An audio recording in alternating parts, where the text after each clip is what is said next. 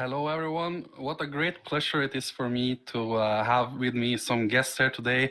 And we will discuss about non-fungible tokens. We will discuss about self-sovereign identity, and we will discuss artist experience with all of these elements. I will really be happy to introduce you today, our guest speakers for this panel debate. And I will first start with myself. My name is Eystein Hansen. I'm a staking pool operator in the Cardano ecosystem. I have been since the first incentivized testnet. I'm not that familiar with all of the NFT scene, but I really see that it's such a thriving community. And if you follow Twitter or any other spaces, there's so much praise for what's going on with the NFT community in Cardano and all the different events. So I'm really excited myself to learn more during this panel debate. And with that said, maybe we should introduce NIDO first now. And maybe you can talk a bit about yourself. Hello, everyone. I'm NIDO. I'm a music producer from Norway. I started my blockchain adventures last year, and yeah, with NMKR, been making some NFTs since then, and some music, and yeah, looking forward to the discussion today. Great. Maybe next, Patrick, you could talk a bit about yourself. Sure, yeah. So I'm Patrick. I'm founder of NMKR. I have a computer science background, so I'm actually a programmer. And yeah, I've been in the Cardano space for quite a long time now, and seen NFTs from the early days to now. I think we're doing a lot of good progress. And Tim, maybe you want to introduce yourself a bit. Yeah, my name is Tim. I'm the founder of IAMX. And my background is business, specialized sales and marketing, what I do since 30 years. And my other business is telecommunication. So we're selling mobile phone contracts here in Germany, which brought us to open this company IAMX in Swiss, in Zug, because we had a small problem, but I can inform you about this problem, what we had and where to solve it later. Okay, that's a very exciting start. We look forward to hearing about that. Let's start with something really basic. This presentation here will be to a crowd that maybe not have so much experience with non-fungible tokens. And yeah, let's start with that. Could we perhaps try to, Patrick, do you want to give a go at this? Try to explain what is a non-fungible token and how it works on the Cardano ecosystem. Yeah, I can try. So as I mentioned, I'm a programmer, so my answer is pretty pragmatic, but I'll try to explain it easily. So to me, basically, NFTs or non-fungible tokens are tokens that only exist once on the blockchain. So they're not like ADA, for example, or Bitcoin or something like that. So they cannot be interchanged with each other, but they only exist once on the blockchain. And the cool part about that is that you can use those tokens to actually represent ownership over something. So a non-fungible token can represent the ownership of someone over something. And that something could be anything from a music song or from a bored ape, some random picture, or even a house or something else, right? And what it actually represents, that is up to basically the use case. And at the moment, of course, we see a lot of these bored apes, and we see a lot of actually profile pictures and collectibles in the space, because the art part is kind of leading the way for NFTs. But what I've also seen is a lot more interesting use cases where NFTs can actually represent something interesting, like actual real estate on the blockchain, for example, or actually revenue sharing options and stuff like that, which is a little bit more complicated. But yeah. Wow. It sounds like limitless, the possibility. It is really limitless. It's a technology, right? You can use it for whatever you want. That's the cool thing about it. So let's also try to tie into this debate, this thing about self-sovereign identity, and maybe try to relate it to this non-fungible tokens as well. Maybe, Tim, you want to give a go at that? Yeah, first of all, what is self-sovereign identity? It's like we are in a point of a change in the world that, usually you use products for free, and the era of your identity serving as a product controlled and capitalized by these big corps is coming to an end. Why? You always, if you use a product for free, you are the product, because you deliver so much data that the company can work with it. And in the space, since 15 years, people, very intelligent people on different locations, doing research about how we can change identity that you manage it yourself. And they're doing it since 50 years. It's a WC3, the World Wide Web Consortium. And also other people are really doing a lot of research there. And there are 5 companies who don't like the outcome of this. This is Google, Mozilla, Apple, and I think Samsung was the one. So one of the big guys. So, and this is something where you know where it's coming from. And if you ask yourself, when you have to order, or you like to order a bottle of beer or a bottle of wine, usually you have to be 18, in the States it's 21. Why you have to show your complete identity? It's enough to say, yes, I'm older than 18. Yes, I'm older than 21. Done. Why should I always deliver everything? That's the question. And also the exchange of identities. So I have an identity where I like to make my contracts with. So my high government identity, everything is according to our plastic and paper world we are living in. Papers like your documents, and plastic like ID cards and stuff. I think that all these papers and plastics we are working with, that they can manage in a completely different way, and you can do it much faster to show people what you like to do. So to rent a car via internet, it's very easy with our technique, because one click and then it's done, because you reveal everything what has to be revealed, just what has to be revealed. So some projects need more information, like a KYC, know your customer project, if you open a bank account or something. But to buy a bottle of beer is, yes, I'm 18, thanks a lot, that's it. And this is where we fight for. Really decentralization, anonymity as far as it good, because we also are here to prevent scam. In my eyes, a lot of project has to KYC the producer or the one who collects the money of people. But as long, so I can explain, we are doing now an integration with a big DEX on Cardano, and this is a platform where you trade. So 2 wallets are coming, 2 anonymous wallets. But if one of them is a malicious player, the platform has a serious problem with the government or with laws. So we have to approve to the DEX that these both wallets are KYC'd. But as a German and Swiss company, we don't touch data. If we touch data, one of our legs is in prison already. So IAMX don't touch data. Also, the DEX don't like to have data because it's very complicated. So you just show that in these 2 wallets, there is a KYC on a certain level. And if someone asks who is behind it, we just point, this is made, the KYC is made from, for example, KYC Spider, ID Now, SumsUp.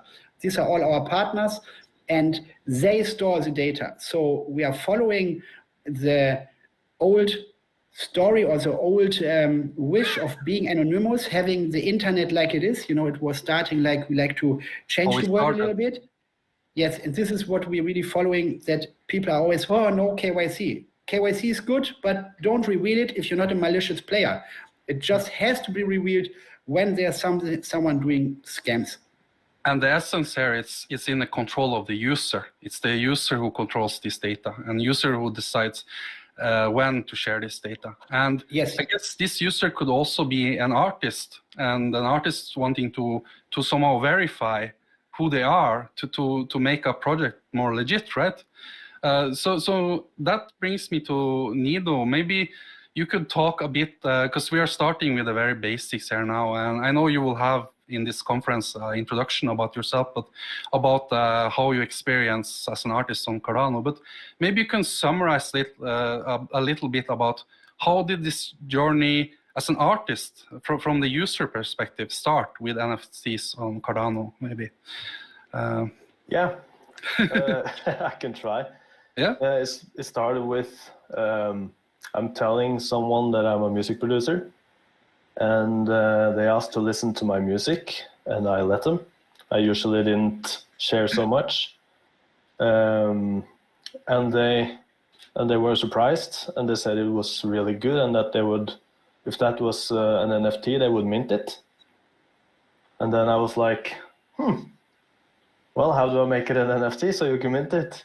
And then I started Googling around, and I found NFT Maker, as it was called back then, and Maker now, and then had some help to figure out some metadata and how to bring it to life, how to actually make it a fungible token, as my first one were.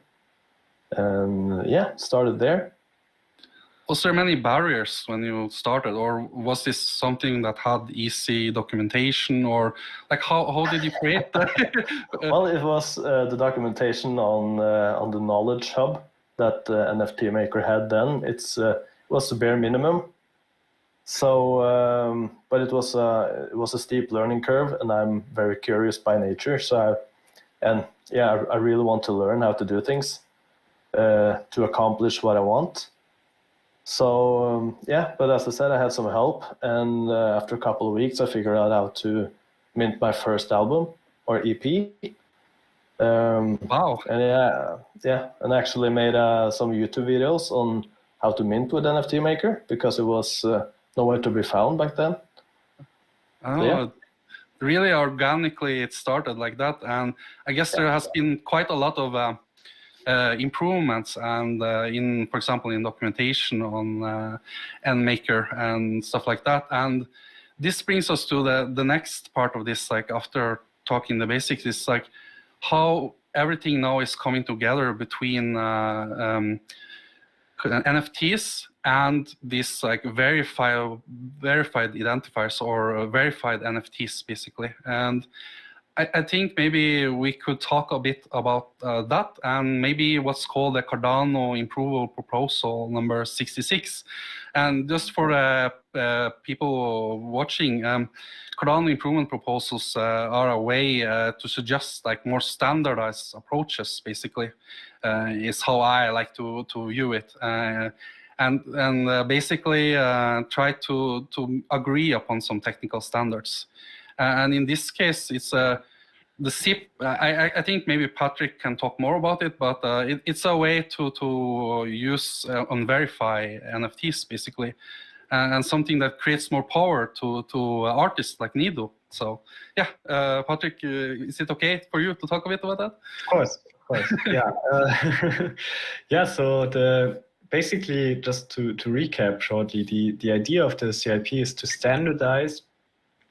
Of the Cardano Improvement Proposal CIP is to standardize the way that you connect your identity to an NFT collection. And that is very important, because we need to figure out a way in the Cardano community to, go against all this stolen art that is out there, and so that you can actually verify yourself as an artist and say, okay, look, I have like these social accounts that you all trust, like Paris Hilton's Twitter account, Paris Hilton's Instagram account, and so on. Paris Hilton, my friend, the running gag. I have to come in again. I love it. yeah. One day she's gonna use NMKR. That's like my big She has to with our identity. Let's pray for it. I hope so.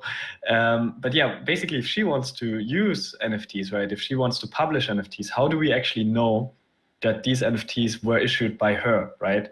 We have to go to a Twitter account right now and then see, okay, did she post about the NFT collection? Did she on Cardano maybe post a policy ID, something like that, so that people can actually say, okay, I trust this Twitter account enough so that I trust that this NFT collection is okay and verified and actually by Paris Hilton.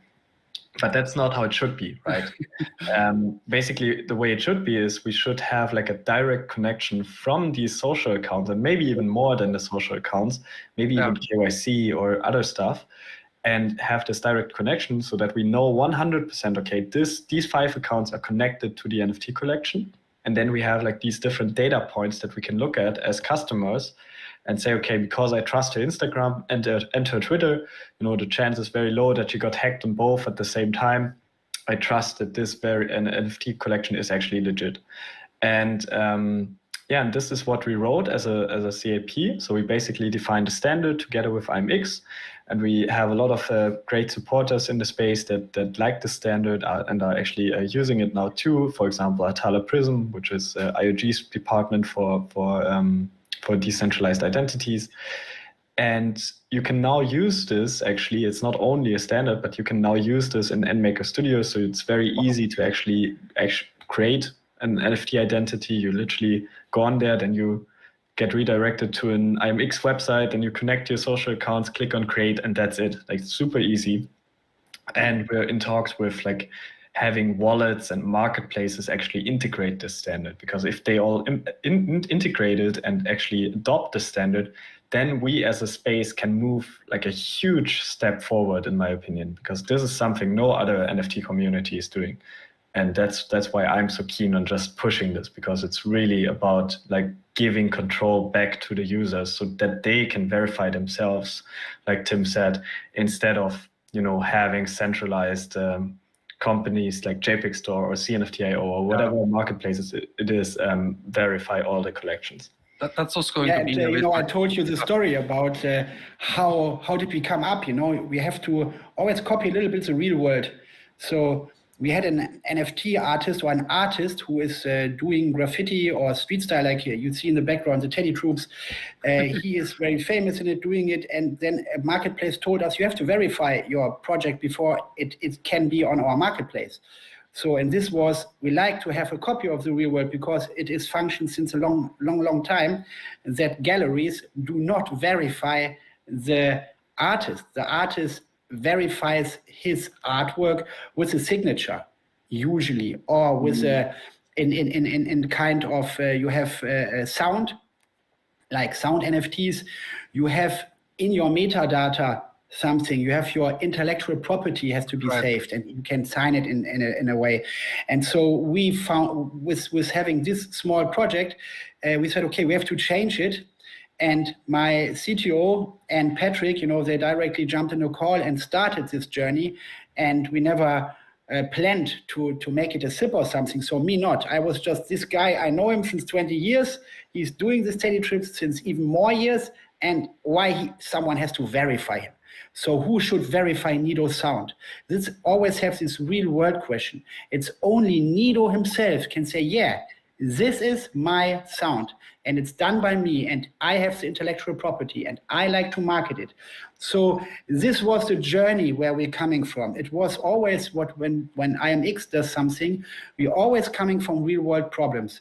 We are not searching for solutions where are no problems. Sometimes we find projects or ideas where the real world problem is not there. Nothing has to be solved. So it's always good to inform people who are new into blockchain.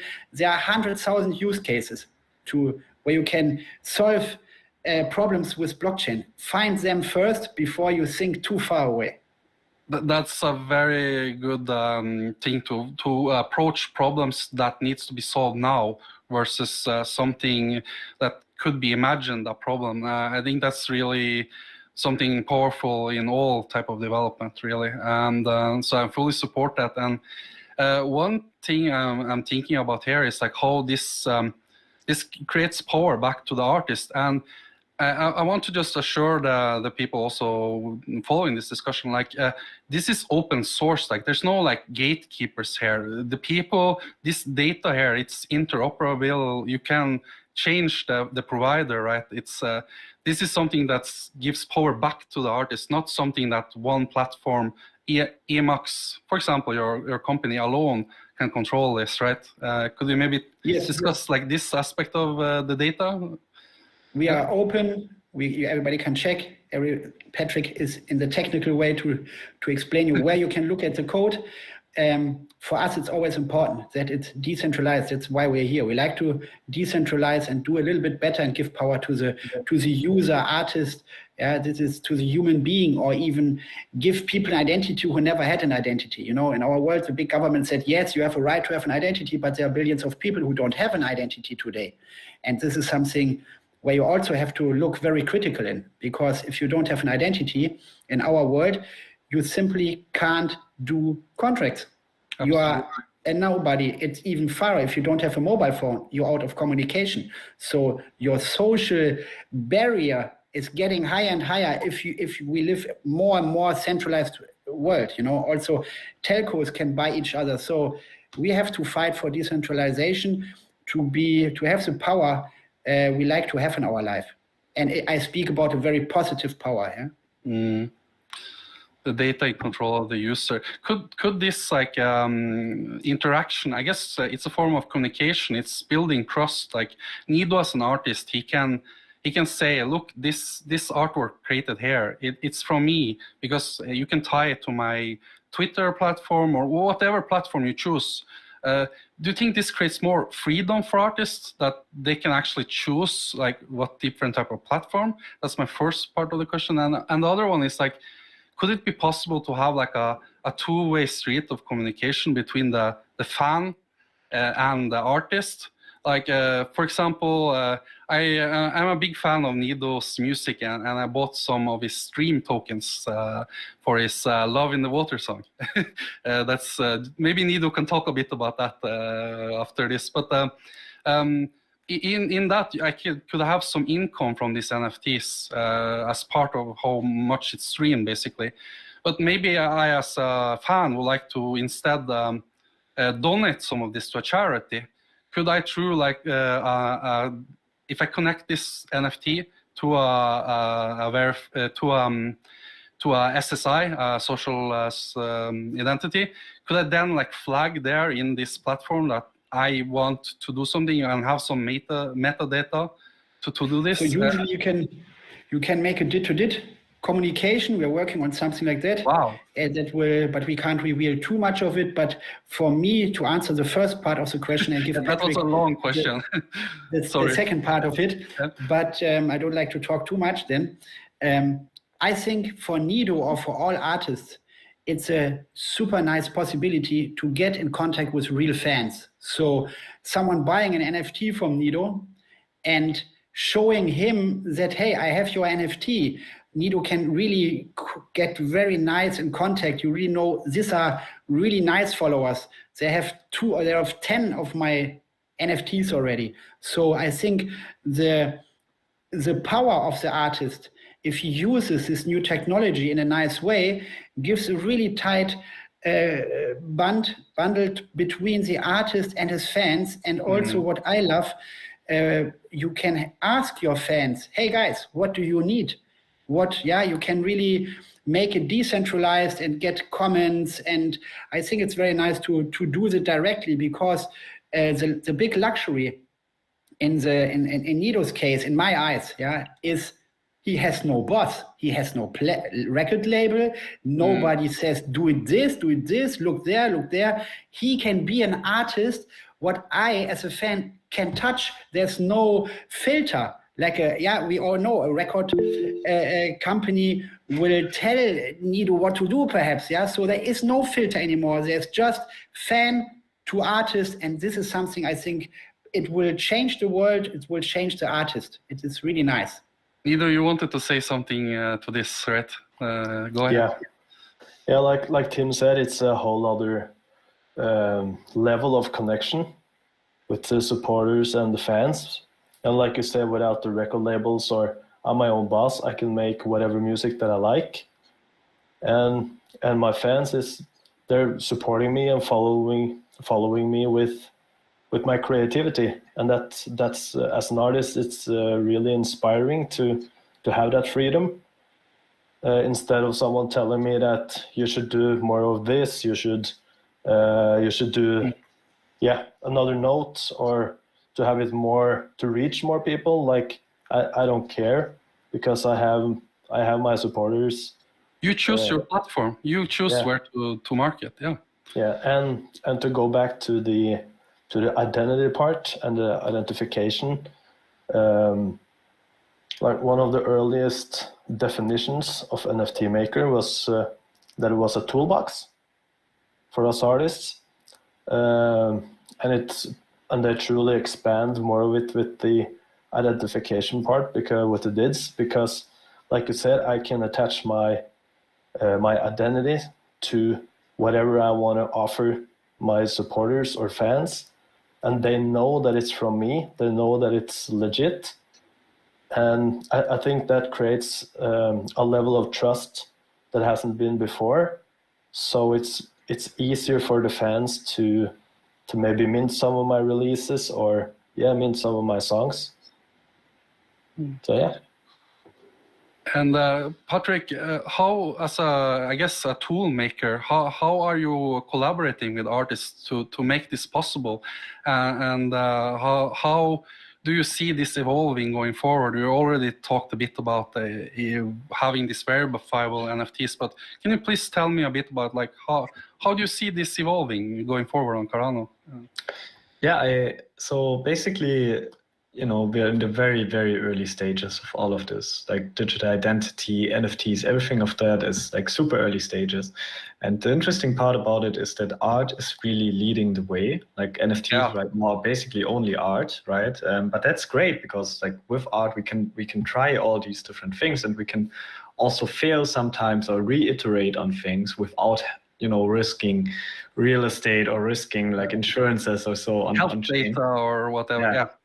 So basically, we're using this as a test in many cases, and we've really changed, or like in general, the NFT scene has really changed over time a lot.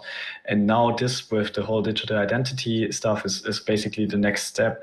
But that's only the beginning of the whole digital identity journey, right? Tim knows this better than me. But in the end, we're going to have a wallet, and we're going to have all our different identity information in there, and then we can have like all the different, we can connect to a website and choose which stuff we expose to them and stuff like that, right? That's really what I'm excited about this identity topic. And for me, NMKR is trying to pave the way towards that, and I'm trying to basically work with artists and work with people like NIDO and work with others to figure out, okay, what are the actual problems that those people have right now? Because those problems, if we solve them now, we can use those problems later on to not only help artists, but help every single person that is interacting with the blockchain in some sort of way.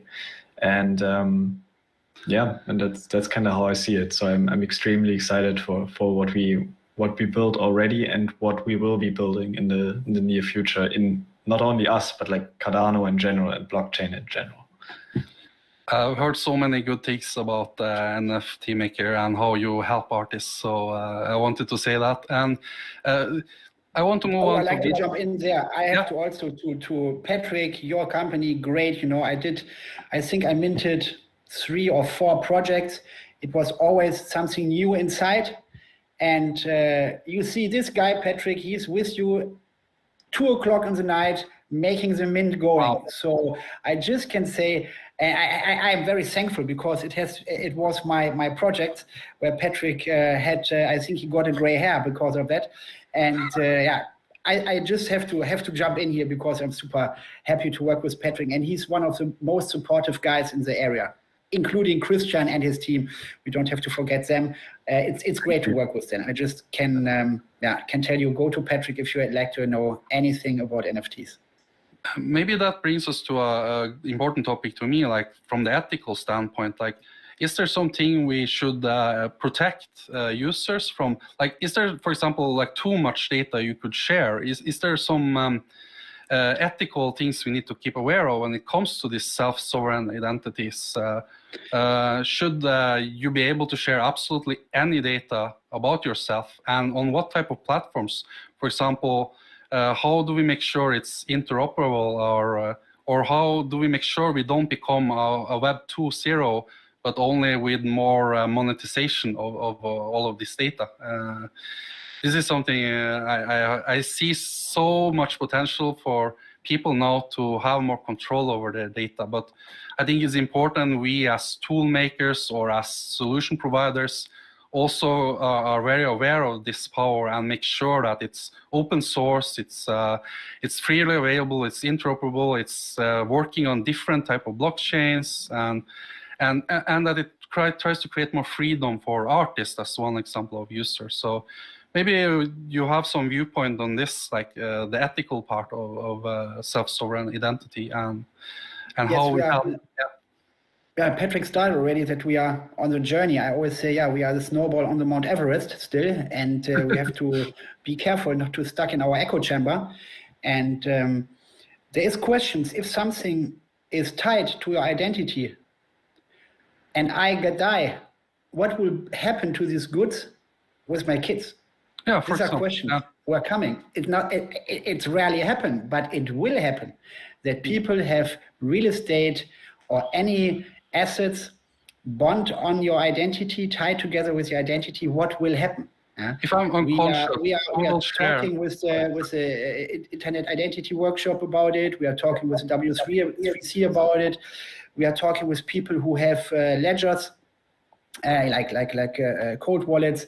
So there are questions open, but we are on a journey and we have to do it right today. We had a lot of problems in Web 2. You see there were hackers stealing data and everything, but this is by tech not possible with IAMX because we don't have the data. It's really stored with the KYC provider, and we limit that the data is transferred too often. So nobody in the whole chain sees the real data. It's the KYC provider had it, you have it in your wallet, and if you transfer it, just the guy you like to make business with or where you like to reveal identity parts will see it in real text. So it's always you have to think about there is a zero knowledge proof. So you always have to answer the question yes or no. Is it NIDO? Yes. Is he older than 18? Yes. Is he allowed to drive a car? Yes. That's enough. They don't need the eyes of the color of the eyes, the hair. They don't need it. So we are now perhaps a little bit too careful, but I think we have to be careful today, not tomorrow when it's done, when it's already, everybody knows the color of eyes of NIDO, and nobody should perhaps know it. Yeah, just an example. Exactly. So we have to do it right today, decentralized. Try to do a de facto standard. So listen to the architects, which in our case are W3C, the World Wide Web Consortium. Make it that it's GDPR conform, please. A lot of people don't think about that. What is happening, how you transfer data from A to B. Is it hashed? If it hashed, I can really hash it. Yeah, we have quantum computers in front of us. So This is not possible. You need to have it by tech. Your tech has to be like, this will happen no matter how the future will look like from computer, from how the governments react on you. We know there will be regulations coming, because if my mom enters the internet today, the blockchain, and likes to play around with NFTs, she gets scammed in the first hour and will lose everything.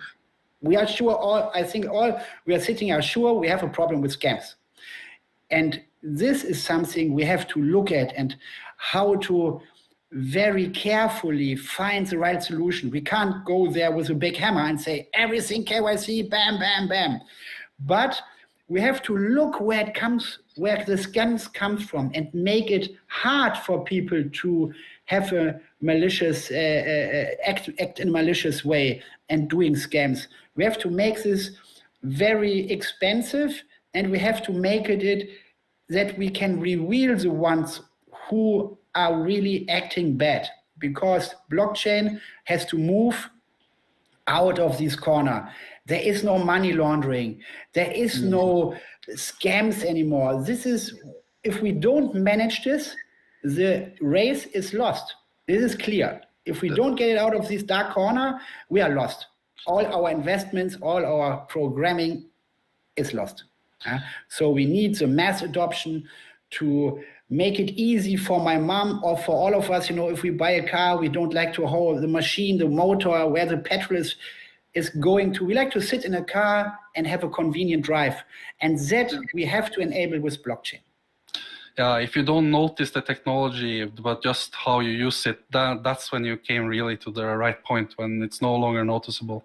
So it has to be easy enough. So it builds trust, but it's not something that's tiresome, or basically it should not be to have 400 web pages of passwords you need to do. You should be seamlessly just log into a page and get this verifiable NFT to automatically check your identity and make your life more easier instead? No, not automatically.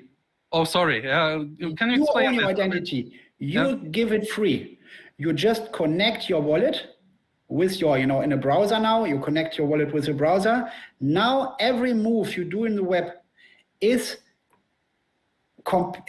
related to the identity you logged in. Because NIDO, I'm sure he has a forename and a surname and everything, but today he is here NIDO and he's legit. He reveals him, he's doxed, but he likes to use the NIDO identity in Twitter where he's promoting his business and everything.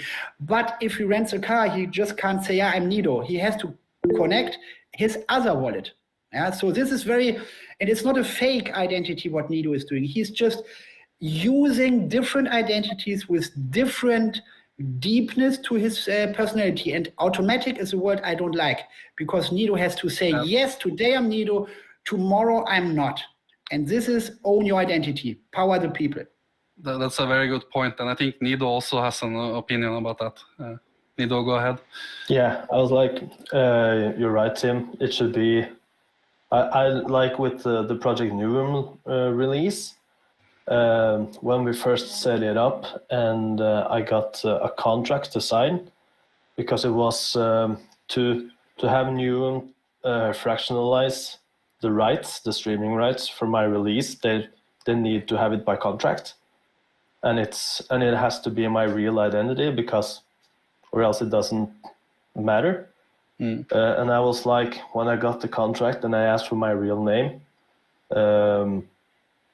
it was a decision I had to make that, okay, each and every one that mints and pays for my stream tokens, if you go into Pool PM or and see them there, you can see a PDF that's embedded with them, and that's the contract that has my legal name on it.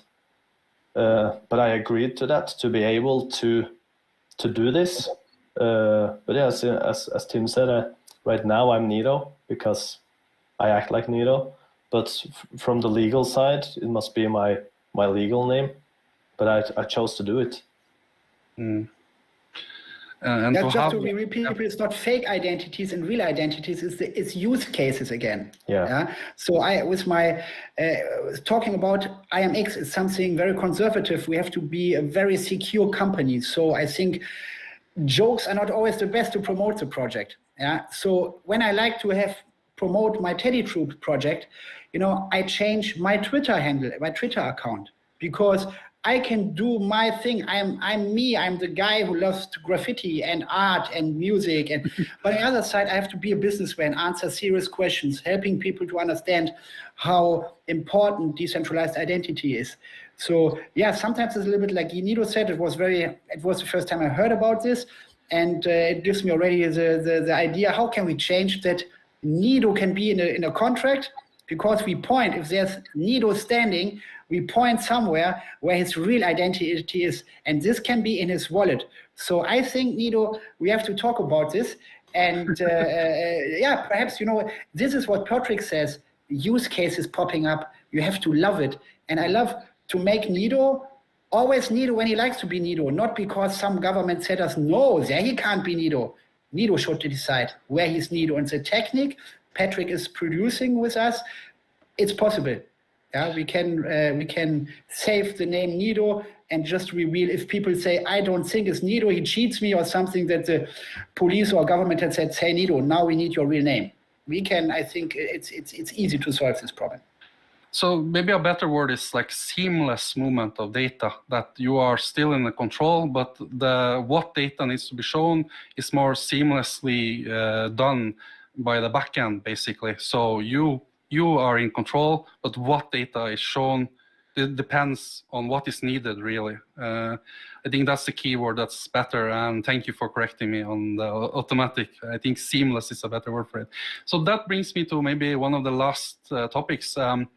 So should all data be movable? So for example, data connected to an NFT, currently you can move an NFT from one wallet to another.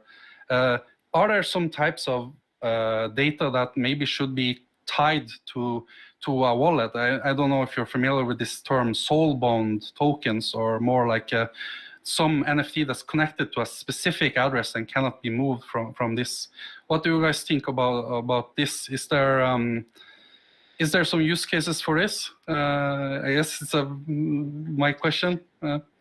It's a good question. I think so. If you don't make it movable, it kind of defeats the purpose, because then you have the data, connected. If it's on the chain and it's connected to only one wallet, you can still give away the wallet access, right? And then it's still movable. So basically what you need to be doing is you need to have some data which is off-chain. Your identity doesn't need to be on-chain all the time. Like, you don't want it to be on-chain. You want to have it verified maybe on-chain, but and then it doesn't need to be movable. It doesn't need to be an NFT. It could be in the transaction or something like that, in the metadata of some transaction. But the data itself should be stored with you locally in your wallet, but not, in your wallet on-chain, so that you can choose where you want to expose it. And I think that's really where we're going with this. It sounds a little bit vague if I explain it like that, but it does make sense, I promise. But if you could sell your identity, to move part of your identity to another wallet, that defeats the purpose of the identity itself. So I think it makes perfect sense. But I guess we can end with maybe talk a bit what is important for you about NFTs and self-sovereign identity. What do you think is an important topic we haven't discussed during this panel discussion? Something you care about? Or NIDO, I would really like to also hear a bit about your latest music project. So that would be, for me, interesting. But yeah, feel free. This is like the end of the panel, and you can bring to the table what you want. What's your passion? Yeah. Do anyone want to go first? I can start, or if you want to go. So first of all, at the end, I love that we have these really we have people who like to explore. So you asked me what I like to see. I like to see that never stop exploring. I'm in my not working days, working hours, I'm a climber, and there's also a big brand who said never stop exploring. So I'm climbing and diving. That is my big passion. I'm a cave diver. And what I love is that NIDO is there, it's very early and tries it and has so much energy. And this is something, what I think this is what is moving the space. Is not like decentralized, we do like this, this technical aspects. I think first of all, we have to know we like to do something good, something new, something nice, and you have to believe in yourself that you really say, no, I like to try it, because I think, I know it from my side, people say, this is blockchain, forget about it. And everything's get bigger and bigger since 2 years. And if I listen too much to other people, I would not sit here and talk with you about NFT projects, what we can do in the future, and meet NIDO. And I think it's never stop exploring. Do what you really feel about blockchains. Give so much possibility. We will do an NFT project soon. I can't reveal the artist now. He's a very, very famous photo artist, and his picture will change. So he's fighting against, and that's something what I like to give to NIDO. Perhaps I never saw it in a music NFT.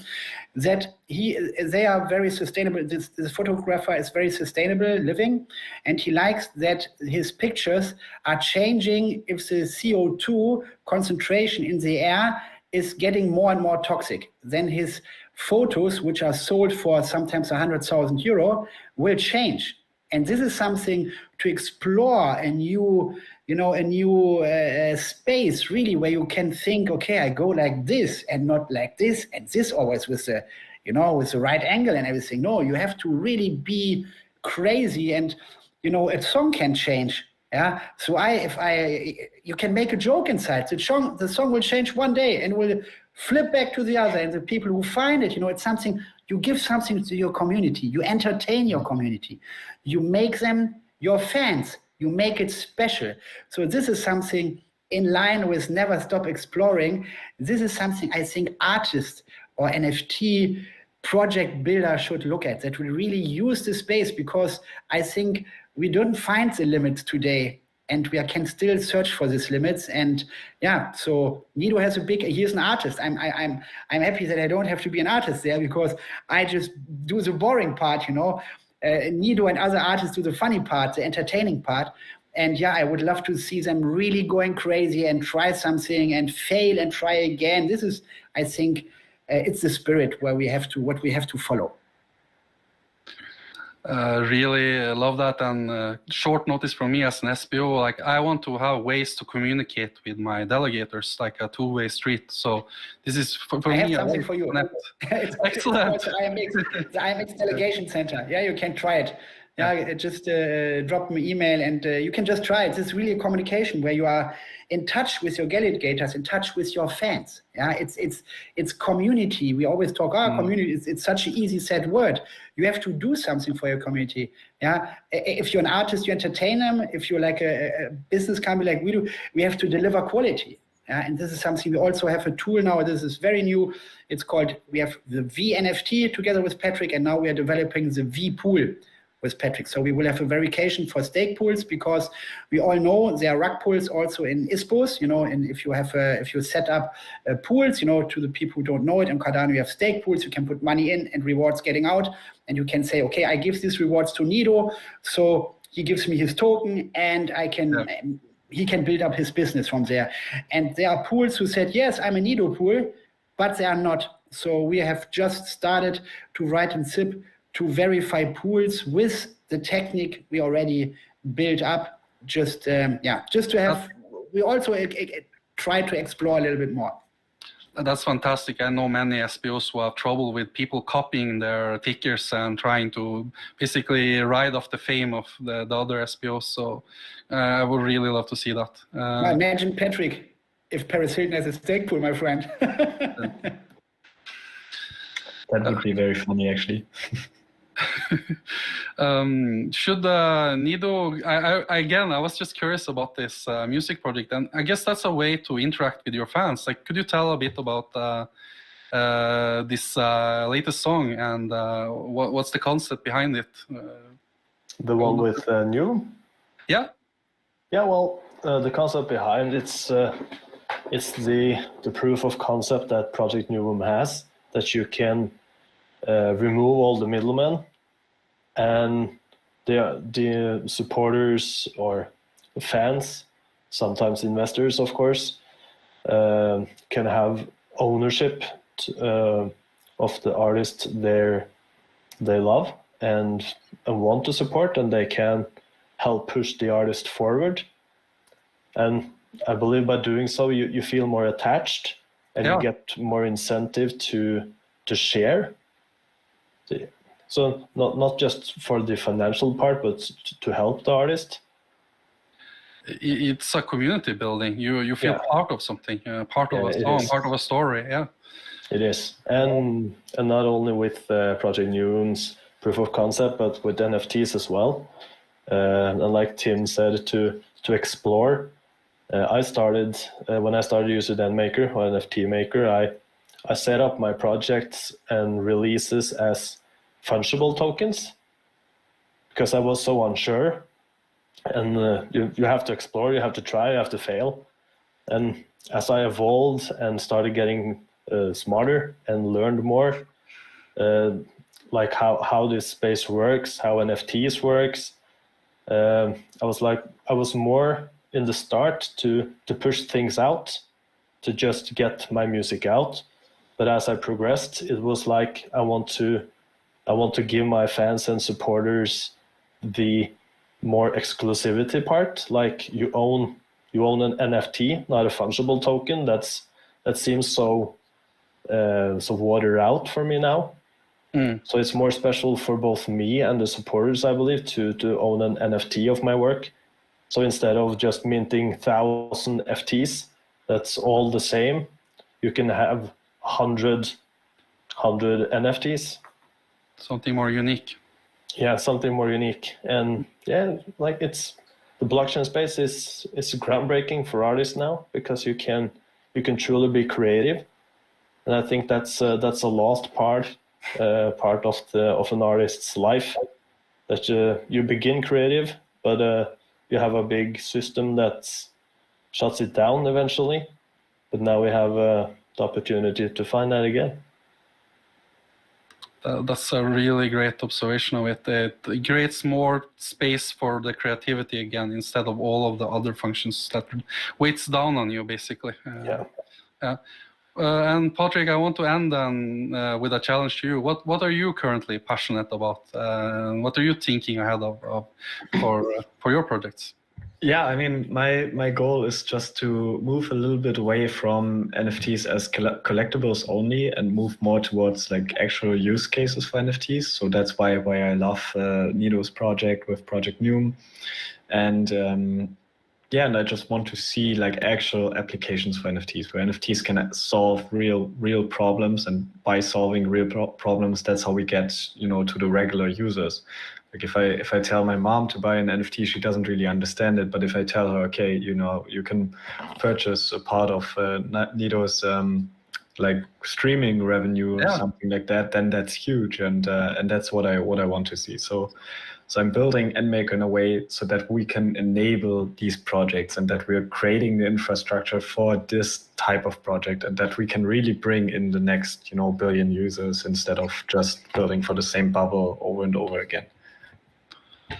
Wow, I am really glad we had this panel discussion. I hope my questions were okay, that we have given something to the audience. Thank you so much. I learned a lot during this. Again, I come more from the technical staking pool operator side of things, so this is a bit new world to me, but I learned a lot, and thank you. I think we'll end it there. Thanks for having us here. All right.